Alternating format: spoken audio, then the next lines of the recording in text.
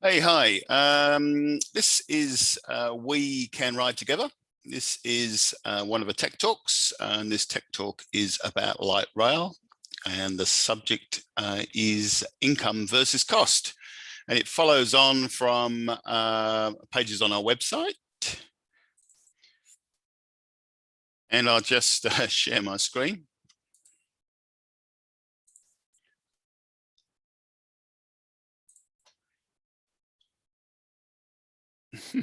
So you should be seeing over here the light rail presentation, which you'll see on our website. And if I was to go inside this, you will see where we've been talking previously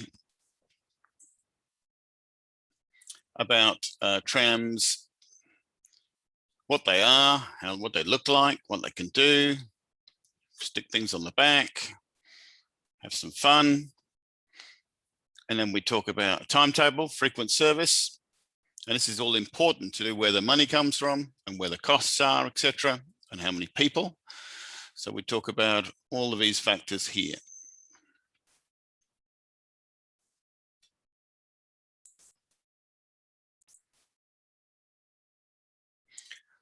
So income is generated by, of course, the number of people that use the service. What type of people? And we've got community users, and we've got school kids, and we have tourists, and we have those people who are using the park and ride, future park and ride facility from Tiger Inn to Byron. So they're the types of people. And then each of those people will travel a certain distance. Tourists hopefully will come all the way from Byron Bay to Murwillumbah. There'll be the commuters, the community, etc., which will only maybe go, a shorter distance. Park and ride is only about 8 kilometers from Tiger into town. School kids are around about 16K journey. So there's the average distance. And of course, the fares are based upon distance, so many dollars per kilometer. In the calculations that we've done, we've assumed that the tourist dollar would be $1 per kilometer. The community would be charged 30 cents a kilometer, which is around about what it costs to run a normal family car. Same with the students, and the park and ride would also be $1 a kilometer, because they're getting to be able to park the car and go into town rather than paying parking fees, etc. They're the numbers are based that upon. Whether it's slightly more, slightly less, I've got to base it on something. So that's what I've done. Of course, so the income is the number of passengers per service, per type of passenger, per average distance, per day, per year, gives us the amount of money. So sharing my screen again. Share, hopefully you've got that. So I'll just go through that again. So let's take the 20 past 10 service out of Byron Bay here, if you can see my little my mouse, and I'm assumed here that there were 10 community passengers, 16 tourist travelers, and 2 park and ride people, because it's going out of Byron. So you wouldn't expect too many people going to the car park in the morning. Yeah, that's probably more in the afternoon. Here we've got on the 20 past 4 service, we've got 10 people going back to the car park. So that's the number of people. And then we've got the average distance for each of those types of people. So the average distance for those 10 community passengers, I've assumed to be 16 kilometers, typically a journey from Byron to, where have we got? To Mullumbimby, or from Burringbar perhaps back to Murwillumbah, that sort of thing. Park and ride is an 8-kilometer journey. So here we have the number of people, the distance, and over here we've got those rates per person. And when we add it up for the whole day for the southbound journeys and the northbound journeys, we have the total dollars generated for each of those services during the day and across here to the total. Okay, so that's how that's all calculated.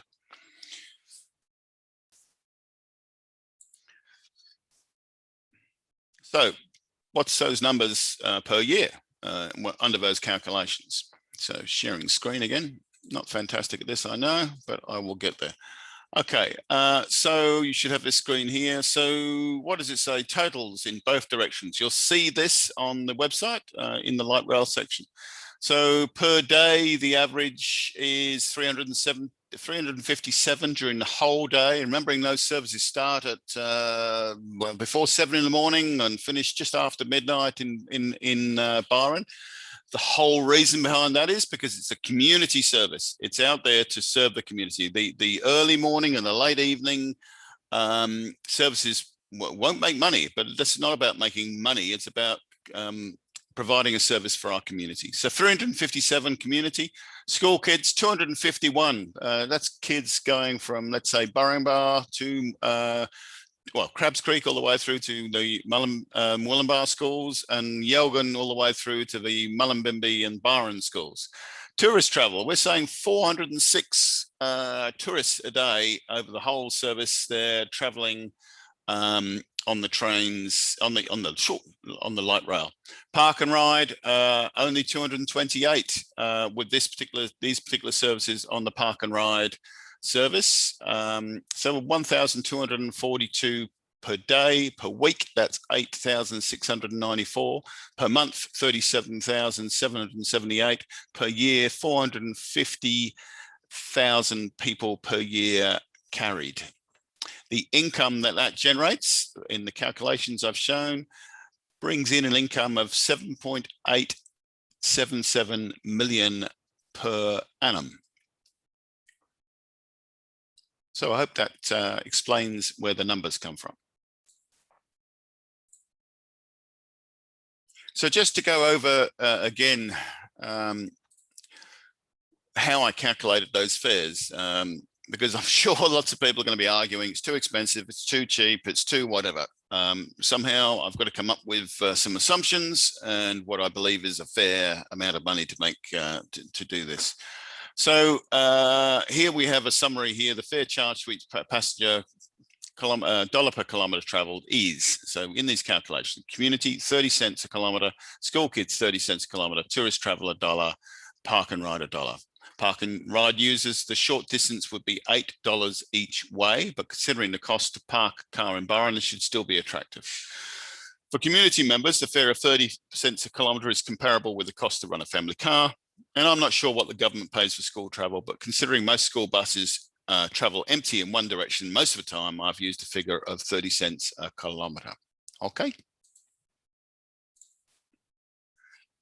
But what I haven't included in this income, which is an extra, is the okay, so you've got this great opportunity of park and ride with Byron Council. They're talking about resolving their problems with the Ewingsdale Road, etc. Ewingsdale Road. There's talk about using, from the Byron Bay study, there's talking about using maybe the solar train extended out to the Tigra Park and Ride. But we've got to have something where the person parking the car is going to not want to wait 15 minutes for the solar train to go all the way into Byron and come all the way back out to Tigra. That's probably an hour turnaround, or perhaps it's a half-hour turnaround, something like that. So what I'm suggesting is, first of all, our light rail tram service would interact with that solar train and provide one extra service per hour in each direction. But the school bus services, the school type trams that once out of doing the school runs and not allowed in these income, nor is it allowed in the costs, is to utilize those assets and take them to Byron and add additional shuttle services on the park and ride between Tigra and into town. You could join several of these cars together to be able to enable a larger number of passengers to be run. And I imagine that there would be an opportunity to run a service every 15 minutes from the park and ride into Byron, and therefore more attractive for the car users to actually park their car and get on something if they're only going to wait 15 minutes longest for a tram to take them into town. And the other thing that hasn't been allowed for is we have 4 fantastic festivals located along our railway line between Byron and Murwillumbah. And they are, of course, we've got the Blues Festival, Blues Fest, we've got Splendour, we've got the Falls, we've got Murwillumbah Music Festival, and other festivals as well. So utilising a light rail service, we could run festival goers to and from the events and spread them more along the line, bring them north as well as south to the Byron accommodation centres. So again, more business for the Shire-wide people, community, but also alleviating a lot of the traffic snarls. Now, just remember that we're predicted to, the population growth in this area is predicted to boom by 2060. I've heard figures of 4 times the population, which I cannot fathom. But how are we going to move people around if you've ripped up the railway line? It's just chaotically stupid. Okay, so you've got the income side of things. Now we need the costs. How much is all this going to cost? My God, it's going to cost heaps. No, it'll never work. It never worked. I've heard it all before. Okay, let's go through that. Let's make some assumptions. Let's look at some figures. Okay, here we go. Let's share the screen if I can. Here we go again. Share. Excuse my slowness and all this lot. But okay, so costs. So what are the costs? Well, we need to work out how many driver hours there are. We've got to pay for drivers, and we've got to pay for, we're going to have conductors on these things because we want our passengers to feel safe. And not only do we want them to feel safe on this transport, but we also have the opportunity for them to be tour guides. Hey, just drop this little thought into your heads. How about these conductors also being Indigenous to the area and are able to give us stories of country on the journey, especially for these people coming, the tourists coming out of Byron. You can have special tram journeys with the history of the area, giving a whole guide through. Anyway, so how much have we allowed? Well, we've allowed in the calculations here $40 an hour for the on cost for a driver, and $35 an hour for the cost of a conductor, tour guide, etc. The number of shifts back to journeys, etc. We believe that they're able to do 3 return trips, which takes them up a 6-hour type shift, but they're paid 8 hours for the 6 hours of actual operation. That allows time for checking the vehicles in beforehand and checking out and all the other bits and pieces. So that's allowed for all the way through. We then got the cost to maintain the rolling stock. Now, the cost of maintenance on rolling stock is going to be however many kilometres they do, they're going to have a certain dollar figure per kilometre of use. So I've allowed for each tram kilometre $1.50 to maintain them. Same for the coaster sets, which are the sets that I am saying could be used for the school services. So $1.50 a kilometre for that. Then we've got the trolleys or the battery bikes, the battery or the bike trolleys, which can be towed or pushed in front, which put all your bikes on. So I've allowed 20 cents per kilometre to maintain those. So we've got those costs in there. Okay, so what else have we got? Next slide down. Then we've got the lease costs. Okay, so how many trams do we require to be able to run that service that's in that timetable? Well, you'll notice on the timetable there are 3 trams, tram 1, 2, and 3, and then we need a spare tram as well. So I've allowed to lease these over 10 years. I'll show you the lease calculations, and I've assumed that the lease cost of each of those tram type vehicles, the lease value being $1.5 million each. For the school sets, sort of modified Toyota Coaster type things, I've allowed a number of $1 million per unit. And for each of the, I've got 12 trolleys that carry the batteries or the bikes. I've got 12 of them. just for the 3 trams, I've got 12 trolleys so that we can interchange those when the batteries need charging. If we're going to be running it on solar batteries, maybe initially it's run under diesel power. But later on, certainly we want to be environmentally responsible and run with solar. So I've allowed for each trolley 100 grand each, and for the solar battery packs 150 grand each. Now these figures I believe are highly inflated. You can get, now there are 4 manufacturers of electric trucks in the States, and their cost to buy set their sell costs on an electric semi-tractor unit is only 30 grand more than it is for a diesel powered truck of the same size. So the costs are coming down like anything. So I've allowed 150 grand. That's a lot to do with the amount of other spend that's required in there to make the thing work. I've got solar power generation, as in putting solar powers on top of the sheds and infrastructure. So I've got $1 million worth of solar scheme there, and $1 million worth of sheds and infrastructure to be able to house the equipment. So all of this is leased over a 10-year period, comes down to a monthly lease figure of $169,000 a month to lease all of those $13 million worth of assets. Okay, this is a typical lease sheet done over with a lease interest rate of 7% over 120 months, etc., etc. That's where those calculations come from. Overhead costs. Well, of course, we're going to need staff to manage this. We need general manager, support staff. We need controllers. We need fitters to be able to do the maintenance. We need the office staff, office running costs. We need insurances. We need the vehicles to be able to have the general manager run around, the support run around. All of these things are taken care of. Below rail costs. Well, we've got to maintain the track. It needs routine inspection, testing, maintenance. And I've allowed $200,000 a year to maintain and inspect, etc., the track. And I've allowed a further $200,000 a year to inspect and maintain the infrastructure, the bridges, the culverts, etc. Now, there's 400 grand there for maintenance of the railway corridor. This money regarding the bike trail, where's that money coming from? If it's coming from leasing assets, etc., along the railway corridor, such as buildings, well, that same money could come forward to be used here instead of us earning it. So keep that in mind.